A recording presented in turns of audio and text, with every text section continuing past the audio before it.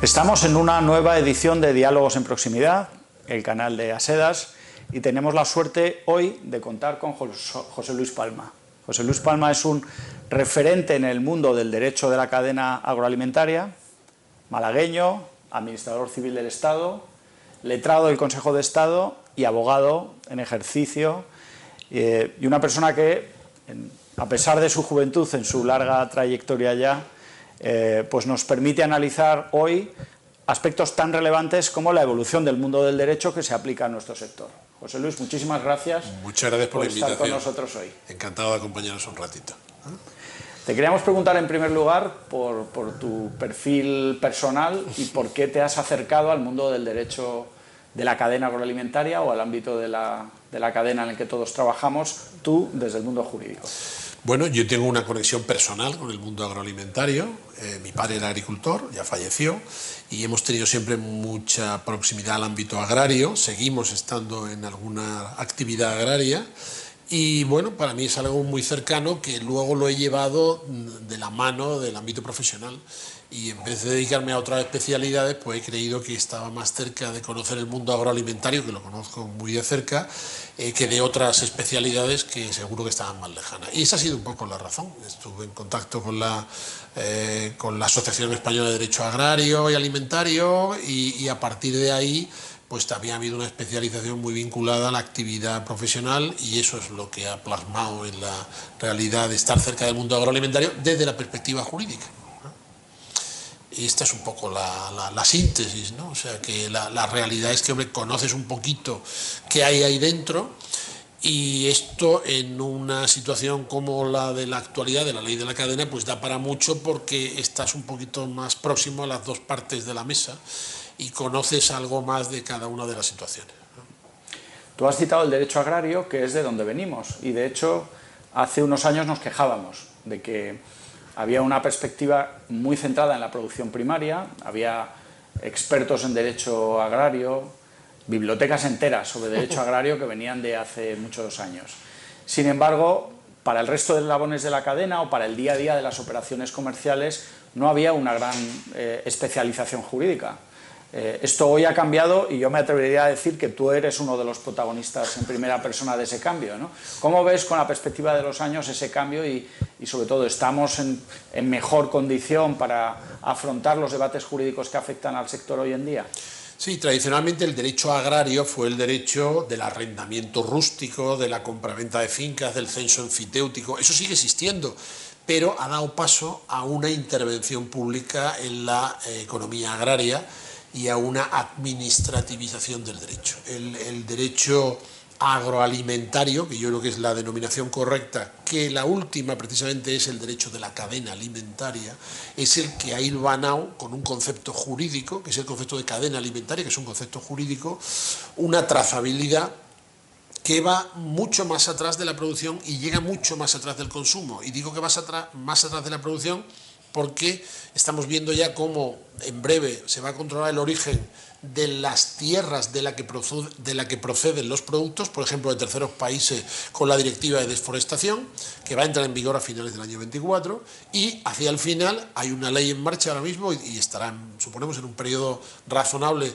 en el BOE, sobre el desperdicio alimentario, con lo cual ya no va, la cadena alimentaria no va solo ya desde el productor al consumidor, llega más allá en cada uno de los dos ámbitos y eso es pura intervención administrativa, no excede del clásico ámbito civil del derecho agrario y está en un ámbito de intervención pública porque es la administración la que ha diseñado este larguísimo hito, esta larguísima serie de hitos, más que hitos, son una serie de hitos en la cual intervienen los productores, los que están antes de ellos, los compradores, los consumidores y quienes vienen detrás de los consumidores por si hay desperdicio alimentario. Con lo cual, solo el derecho administrativo, el derecho público en definitiva, puede cubrir ese conjunto de eslabones de la cadena alimentaria en sentido amplio.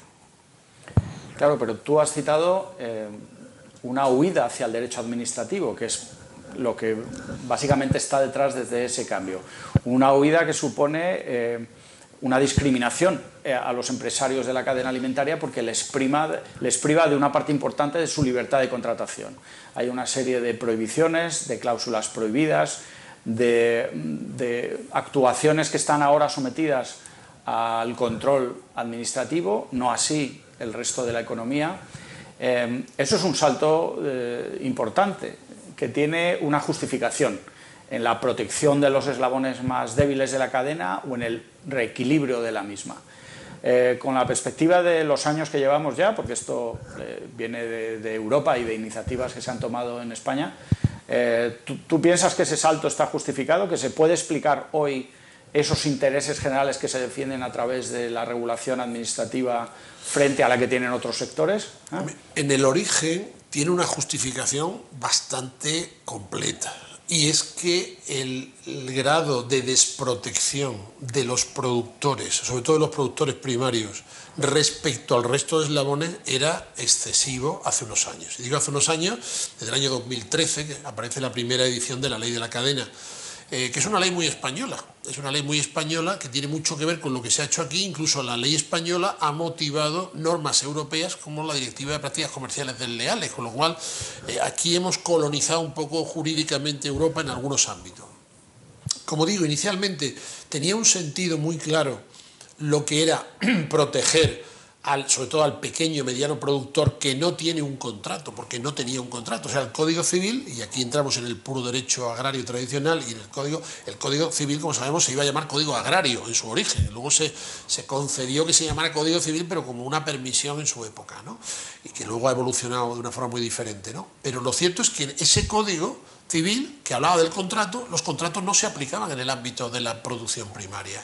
La Ley de la Cadena obliga a que el contrato sea un contrato escrito y una serie de requisitos que eran obvios y normales en otros ámbitos y no lo eran en el ámbito agroalimentario. Sin embargo, lo cierto es que la deriva de la Ley de la Cadena ha llegado a un régimen de potenciación de determinadas instancias de control administrativo que probablemente a lo mejor están en un alto grado de severidad en la aplicación de esa norma, ¿no? Yo creo que esa fase en la que estamos ahora mismo, digamos, de alto grado de control administrativo, es la que debería de introducir una ponderación y una prudencia que derivaran hacia una relación más razonable de la aplicación de la Ley de la Cadena y no fundarse en axiomas que quizás son un poco, no sé si excesivos, pero de luego desproporcionados. Bueno, pero esta reflexión que haces es muy interesante. Llevándola al ámbito del derecho penal siempre se dice, ocurra lo que ocurra con los delitos, hay que endurecer las penas, ¿no?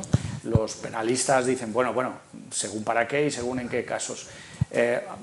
Cada vez que hay unas movilizaciones agrarias se habla de la Ley de la Cadena no se aplica y hay que endurecerla. Desde tu perspectiva profesional, ¿esto es así? Yo no creo que haya que endurecerla. Yo creo que la ley proporciona instrumentos suficientes como para controlar que esto se aplique correctamente. Y ahora habrá que ver qué ejercicio se hace de esos instrumentos. Yo creo que todavía no está en completa aplicación toda la Ley de la Cadena, no porque falte nada, sino porque el registro de contratos alimentarios, hace solo unos meses que se puso en marcha, ha introducido una obligación adicional y un poder adicional por parte de la Administración de controlar esos contratos alimentarios. Y estamos viendo cómo, bueno, pues se están desenvolviendo procedimientos sancionadores que son de aplicación de la Ley de Procedimiento, que en último término en el ámbito sancionador es una deriva del proceso penal, efectivamente.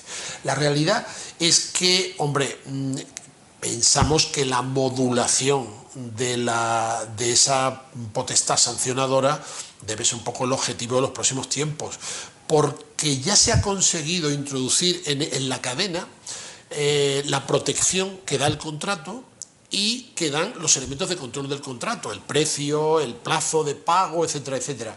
Lo que hay que ver ahora es que esto no se convierta en algo excesivo y se pueda seguir manteniendo una relación, digamos, razonable, como digo, entre ambas partes, y no que la Administración se dedique a intensificar controles más allá de lo que es prudente en cada momento. Claro, en el pasado hemos escuchado manifestaciones por parte de la propia Administración de que, bueno, desgraciadamente en ciertos ámbitos aún hay pocas sanciones y nosotros decimos, hombre, lo ideal es que no haya sanciones, que lo que haya es cumplimiento riguroso de la ley por parte de todos los actores.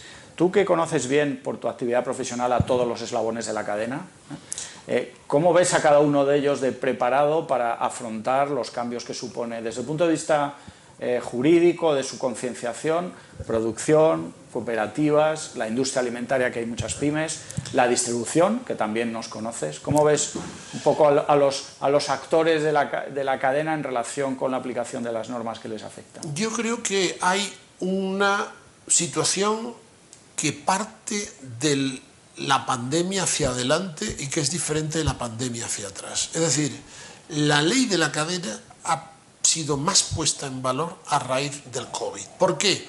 Porque primero hemos visto que tenemos un sector tremendamente profesionalizado, que nosotros ya lo sabíamos, los que estamos ahí desde siempre, como vosotros, o como los que nos dedicamos en el mundo jurídico a la cadena alimentaria, conocíamos perfectamente que se está profesionalizando la agricultura, es decir, los productores de ahora no son los productores de hace 30 años. En formación, en capacidad, en medios, en número, se han reducido muchísimo, pero se han profesionalizado.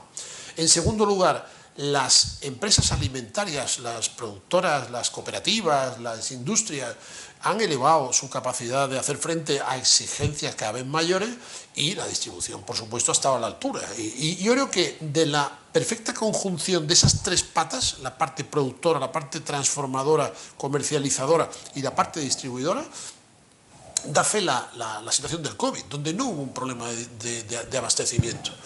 Yo siempre digo que la cadena alimentaria obedece a la antigua aspiración humana de desayunar, almorzar y cenar todos los días, que la gente tiende a hacerlo y si no lo hace tiene un problema el Estado donde eso ocurra, el Estado con mayúsculas.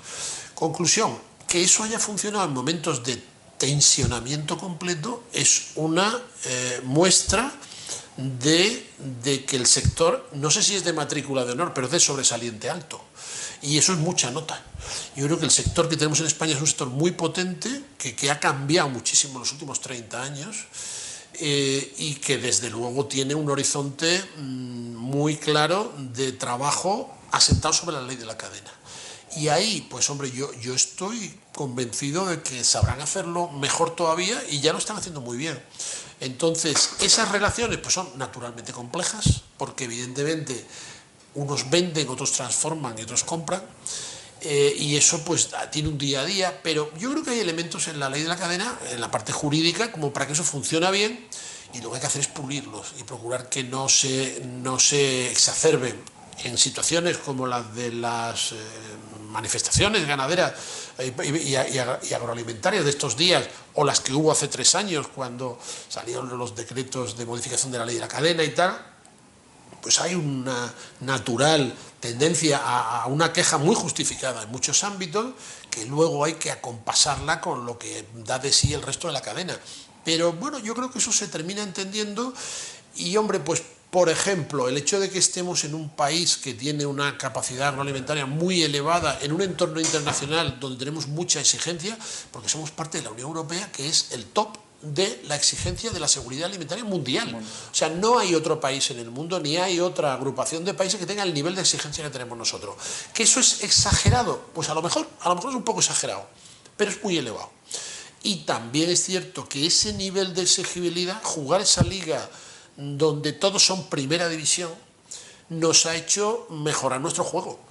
Y no es lo mismo lo que estamos en capacidad de hacer ahora que antes de estar, por ejemplo, en la Unión Europea. O sea, la Unión Europea nos ha puesto con un nivel de exigencias elevadísimo, pero también nos ha dado una capacidad de respuesta y una potencia de fuego agroalimentario que no teníamos antes.